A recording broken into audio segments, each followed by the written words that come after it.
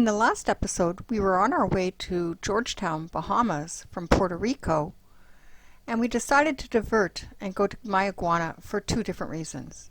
One, on our electronic chart, it said that there was a port of entry at Mayaguana, and so we'd be able to enter into Bahamas at least half a day faster if we went there. And second, en route, just before we got to Mayaguana, we heard this big thump. We were inside the cabin and looked outside, and our daggerboard had broken. We had no way to recover the piece that you see dragging, and it broke loose and was lost at sea before we arrived at Mayaguana. By stopping in Mayaguana, Pierre would be able to dive under the boat and have a look and make sure there is no damage to the rudder or any other damage. Okay. So we were navigating in average wind, 15 to 20 knots with one reef in the main and the Genoa doing about 10 knots. And all of a sudden, Lisa and I heard banging noise coming from the starboard hull. So we went outside to have a look, and sure enough, the starboard centerboard just split in half along the leading edge all the way down. So it looks like we lost a part of the centerboard, just floated away, and the other part is just folded up, as Lisa has in her pictures. So that's no real issue. These things are made to break if you hit something. We didn't hit anything, but How deep is it right now? oh, it's about 13,000 feet. So, 13,000 feet. We could have hit debris, but we looked behind. We didn't see anything. Yeah, no. Well, we'll see once we are at an anchorage. You know, it's easy enough to go look at the what's left of the centerboard, and if there was an impact on it, we would see. But it looked to me like just a bad lamination on the centerboard itself, and with the flexing, continuous flexing, it just split open. But that's just my own impression at this time. So we'll have to send a quick email to the manufacturer and tell them to send us a new centerboard, and we'll just change it. We don't even have to take the boat out of the water for that, assuming there are no damages to the underside of the hull.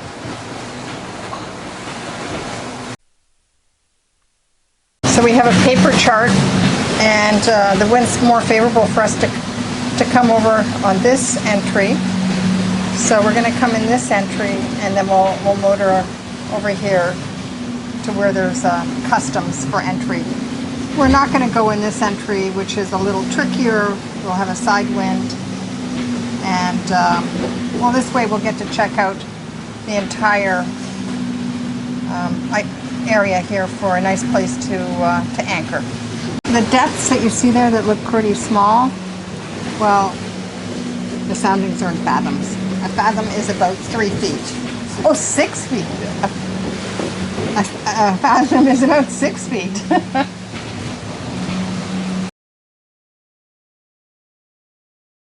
We sailed through the turquoise waters of the lagoon till we reached the government dock, jumped in the dinghy, and we went ashore, found that the customs office had been closed. It had actually been closed some time ago, and that our chart was wrong, and we did have to go to Georgetown to check in.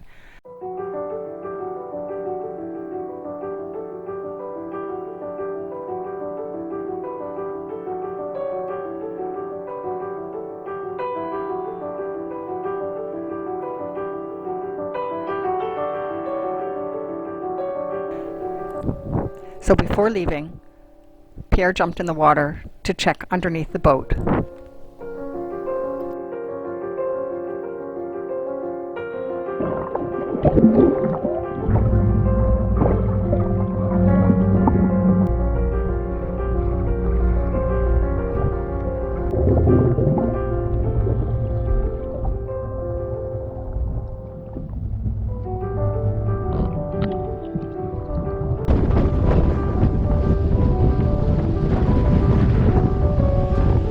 So we entered Mayaguana through the western entrance and traveled all the way along, anchored here, went to the government dock, and then came back Pierre did the diving on the boat, and we decided to leave immediately. It was 4 o'clock, it was getting late, and it was either leave now or wait until tomorrow morning. So we came out the eastern entrance, which you can see you do need good visibility because of the coral heads, came along Mayaguana and headed towards Georgetown. Sunset, night 3.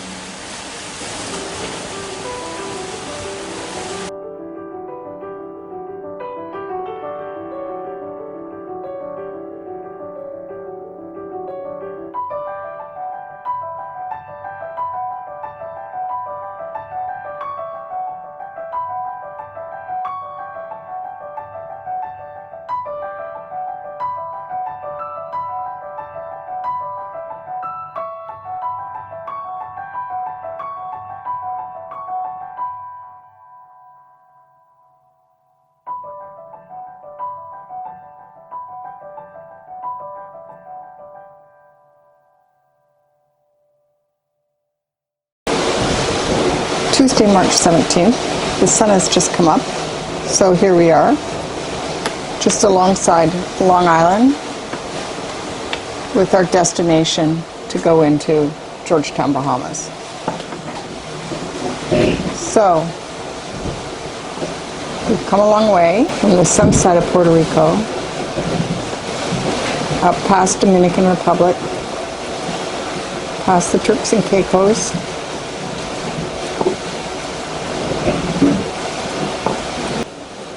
and then continued our route up towards Georgetown.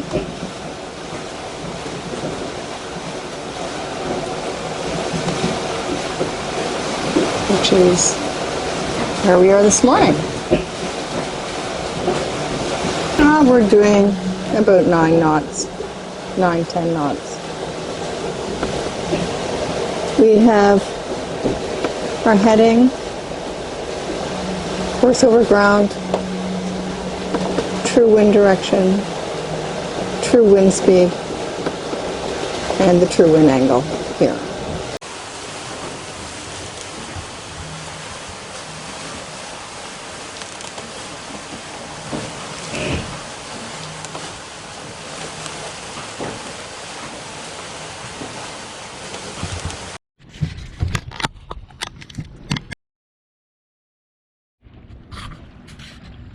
All right, so Tiller's ready to go swimming, I think. Aren't you, Tiller? Yeah? And we've just arrived in Georgetown, so that's fabulous. And it's a bit of a nail biter because Pierre's just taken the dinghy into customs. And we're going to find out if they let us in or if COVID-19 has started a panic here, because we have been traveling. We were in Saint Martin, but almost 2 weeks ago, and then in Puerto Rico, but now there's some cases in Puerto Rico. So we're just hoping that we can be legal here, checked in, and then go to a secluded place and relax and enjoy the beautiful scenery here. And what do you think? Should we go for a swim? I think so. So here's the anchorage.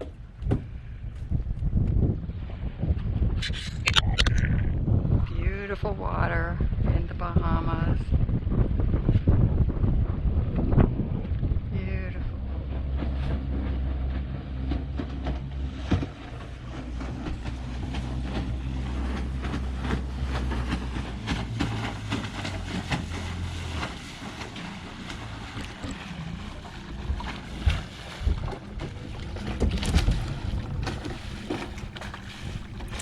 So properly checked in, we could now enjoy an evening in Georgetown before moving on to Long Island. Pierre said that the reject pile was quite large compared to the acceptance pile, and the fact that we had stopped in Puerto Rico and it had been some time since we had been in Saint Martin was very helpful to a speedy and easy check-in to the Bahamas.